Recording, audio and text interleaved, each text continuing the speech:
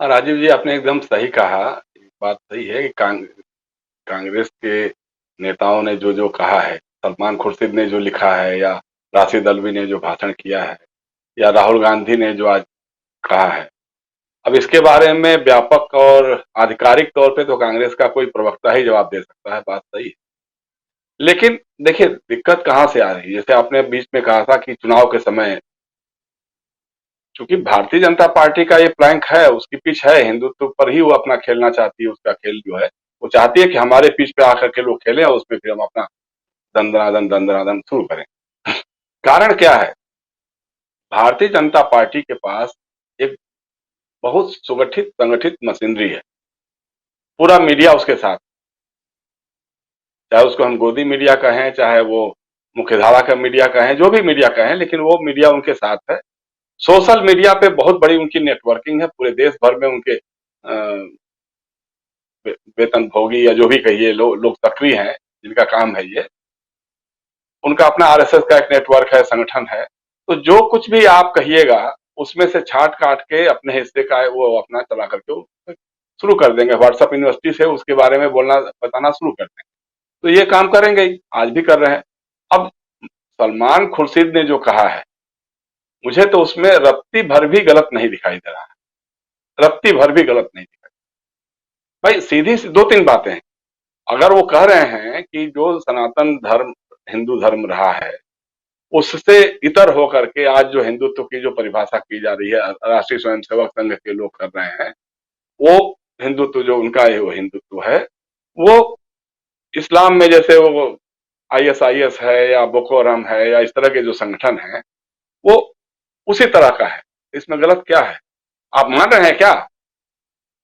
ये आरएसएस के या संघ परिवार के लोगों को बताना चाहिए कि आप जो पहला वाक्य उन्होंने कहा है, सलमान खुर्शीद ने लिखा है कि सनातन हिंदू धर्म की परंपरा से कट रहे हैं और कट करके एक अलग तरह का हिंदुत्व व्याख्यात कर रहे हैं, व्याख्या कर रहे हैं, पेश कर रहे हैं, जो इस्लाम में बोको हरम या आईएसआईएस या आईएस जो भी संगठन है उस तरह के। तो अगर आप ये मान रहे हैं तो फिर तो कोई बहस का बात ही नहीं रह गई है। देखिए सीधी सी बात यह है कि इस्लाम में आईएसआईएस हो या बोको हरम हो, इस तरह की जितने भी संगठन है, ये निजाम मुस्तफा और खलीफा शाही की वकालत करते हैं। आप क्या कर रहे हैं आज? हिंदुत्व के नाम पे, हिंदुत्व के नाम पे, हिंदू राष्ट्र बनाने के नाम पर आप क्या कर रहे हैं? वही काम कर रहे हैं। हम हिंदू राष्ट्र बनाएंगे जहां अल्पसंख्यकों को मारा जाएगा, पीटा जाएगा, मॉब लिंचिंग की जाएगी। अगर आप विपरीत विचारधारा के लोग हैं तो त्रिपुरा में आपके मकान जला दिए जाएंगे और लॉकअप में कहीं मार दिया जाएगा, कहीं कुछ कर दिया। मतलब इस तरह की ये आप हिंदू राष्ट्र बनाना चाहते हैं। तो ये अगर आपका हिंदुत्व है, देखिए मोहन भागवत बार बार बीच बीच में बोल जाते हैं, कहते हैं कि साहब वो भारत में रहने वाले सभी हिंदू। तो जो त्रिपुरा में जिनके घर जलाए गए वो क्या थे? जिनको गोकसी के नाम पे या गाय का मांस ले जाने के नाम पे, अब पता नहीं किस चीज का मांस था, ये बाद में तय होगा क्या है क्या नहीं है, लेकिन जिसको आपने भीड़ के सहारे छोड़ दिया, भीड़ से पिटवा दिया, मरवा दिया, वो है आपकी व्याख्या में आते हैं कि नहीं आते हैं? और किस तरह की बात कर रहे हैं? सनातन धर्म की बात कर रहे हैं। अभी हमारे मित्र कह रहे थे, भाई आप शंकराचार्य की, आदि शंकराचार्य की मूर्ति का अनावरण करते हैं और एक भी शंकराचार्य वहां पे मौजूद नहीं होता है। कौन सा धर्म चला रहे हैं? किस तरह का धर्म चला रहे हैं? और जब चर्चा ही करने की बात हो रही है, ठीक है आपने अभी लपक लिया कि साहब और सलमान खुर्शीद ने कर दिया। अब राशिद अल्वी ने जो भाषण में मैंने जो सुना है, उसमें गलत तो कुछ भी नहीं कहा है। भाई जब लक्ष्मण को बाण लगता है मेघनाथ का और वो मूर्छित हो जाते हैं और पता लगता है कि साहब संजीवनी लेकर के हनुमान आएंगे तभी वो बचेंगे, और संजीवनी लेकर के आते हैं, तो उनको रोकने के लिए कालनेमी नाम का जो राक्षस होता है वो वहां, और वो जय श्री राम का आगाज करता है। अब देखिए ये तो बात न तो वाल्मीकि में है न कहीं, देखिए रामानंद सागर के रामायण में है। उसको पढ़ पढ़ करके लोगों ने देख देख करके ये सब बातें शुरू कर दी। तो अब कालनेमी जो है जब जय श्री राम करता है तो हनुमान उतर जाते हैं, रुक जाते हैं, फिर उनको घुमाता फिराता इधर उधर है। तो उसी को उद्धृत करते हुए राशिद अल्वी ने कह दिया कि भाई आज भी बहुत सारे लोग जय श्री राम का नारा लगाते हैं, तो कहीं कालनेमी से तो प्रभावित नहीं है। तो अब इसका आप जवाब दे सकते थे, लेकिन इस पर आप चर्चा नहीं कर रहे हैं। आप उसको बस के तो हिंदू द्रोही हैं, ये तो भाई हिंदू धर्म का ठेका आपने लिया है क्या? या 3 हिंदू बैठे हुए हैं, 4 हिंदू बैठे हुए हैं, इसमें से तो किसी ने आपको पुरनोट लिख के नहीं दिया कि साहब हमारे बिहाफ पे आप बोलिएगा। हम आपसे छोटे हिंदू नहीं है मोहन भागवत या योगी आदित्यनाथ या नरेंद्र मोहन दामोदर दास मोदी, हम भी उतने ही हिंदू हैं जितने आप हिंदू होंगे। लेकिन हमारा हिंदुत्व गांधी का हिंदुत्व है, हमारा विवेकानंद का हिंदुत्व है, हमारा सर्वधर्म संभाव वाला हिंदुत्व है, हमारा सहिष्णुता वाला हिंदुत्व है। आपकी जैसे हम कहां से हो सकते हैं? तो आप जो कर रहे हैं, अब देखिए अभी आज की तारीख में क्या है, जब चूंकि हमारा मीडिया तो भाई व्याकुल भारत है ना, उसको तो बस लगता है कि टिटहरी एक होते हैं ना, एक चिड़िया के साथ वो टांग उठाए रहती है कि आसमान गिरेगा तो हम रोक लेंगे, तो सरकार का कुछ नुकसान होगा तो उसको हमारे टिटहरी मीडिया रोक लेगा। कंगना रनौत ने इतनी भयानक बात कही है पद्मश्री का अवार्ड पाने के बाद, ये हमारी आजादी झूठी है, भीख में मिली हुई है, और असली आजादी तो 2014 में मिली। इस पर किस मीडिया ने चर्चा कराई? किस मुख्यधारा के मीडिया ने चर्चा कराई? क्यों नहीं बहस कराया? क्यों नहीं पूछा कि अटल बिहारी वाजपेयी कौन सी आजादी वाले देश के प्रधानमंत्री थे भाई? लाल कृष्ण आडवाणी किस देश के, किस आजाद देश या गुलाम देश के उप प्रधानमंत्री थे? शर्म बेशर्मी की इंतहा हो सकती है, और उसको आपने पद्मश्री से सम्मानित किया। उस पर एक आरएसएस के नेता का, एक मोहन भागवत का, एक इसका मोदी का या योगी का कोई बयान नहीं आ रहा। क्यों नहीं आ रहा भाई?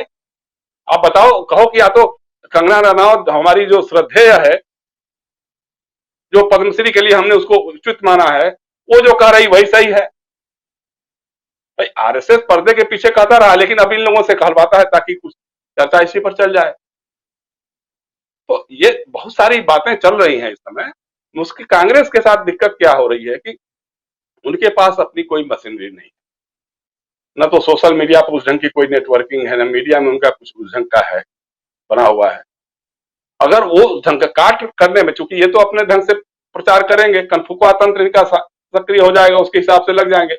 आपके लोग तो बैठे रहेंगे, जो G24 या जो भी कहिए, या जो भी नेता, मतलब G24 के अलावे भी जो नेता है, वो कितने लोग सामने खुल करके आ रहे हैं भाई। राहुल गांधी ने बहुत सही बात कही है, बहुत सही काम किया है। मैं बहुत पहले से आपके साथ भी, इस चैनल पर भी और चैनलों पर भी हम कहते रहे हैं कि कांग्रेस में आज बहुत जरूरी है जो कांग्रेस के इस सोच को समझाए, उनके कार्यकर्ताओं को कांग्रेस की रीति और नीति के बारे में समझाए। गांधी नेहरू पटेल का भारत क्या था, गांधी नेहरू पटेल की कांग्रेस क्या थी, उसके इथोस क्या थे, उसकी नीतियां क्या थी, या जो दूसरी विचारधारा, जैसे अब चूंकि वो तो ऑनलाइन थे, वो ऑनलाइन कितना बोले होंगे क्या मालूम नहीं है, उस पर सवाल जवाब हुआ कि नहीं हुआ उस विचार प्रशिक्षण शिविर में। लेकिन ये समझाने की बात है कि राष्ट्रीय स्वयंसेवक संघ का जो हिंदुत्व है और जो गांधी का हिंदुत्व है, या कांग्रेस का जो हिंदुत्व है, या हिंदू धर्म है, उसमें फर्क क्या है? अब आरएसएस के लोग क्यों नहीं बताते हैं भाई कि तुम्हारे हिंदुत्व में शूद्रों की स्थिति क्या होगी, पिछड़ी जातियों की स्थिति क्या होगी? तुम जो हिंदू राष्ट्र बनाना चाहते हो, उसकी कमान पेशवा लोगों को देना चाहते हो, चितपावन ब्राह्मणों को देना चाहते हो, वो समझाओ कि तुम्हारा हिंदू राष्ट्र क्या है। उसमें पिछड़ी जाति का आदमी होगा, दलित जाति का आदमी होगा, जिसको जब घोड़ी पे चढ़ने जाता है शादी ब्याह के समय में, तो तुम उसको मार मार के उसकी चमड़ी उधेड़ लेते हो। तो तुम्हारे हिंदू राष्ट्र में उसकी स्थिति क्या होगी? तुम्हारे राष्ट्रीय स्वयंसेवक संघ में एक भी दलित आदमी तुम्हारी राष्ट्रीय कार्यकारिणी में नहीं है, एक भी पिछड़ी जाति का आदमी नहीं है, एक भी महिला नहीं है तुम्हारे में। ये तुम्हारा जो हिंदू, इसको कांग्रेस के लोगों को या और लोगों को लोगों के बीच में ले जाने की जरूरत है, समझाने की जरूरत है।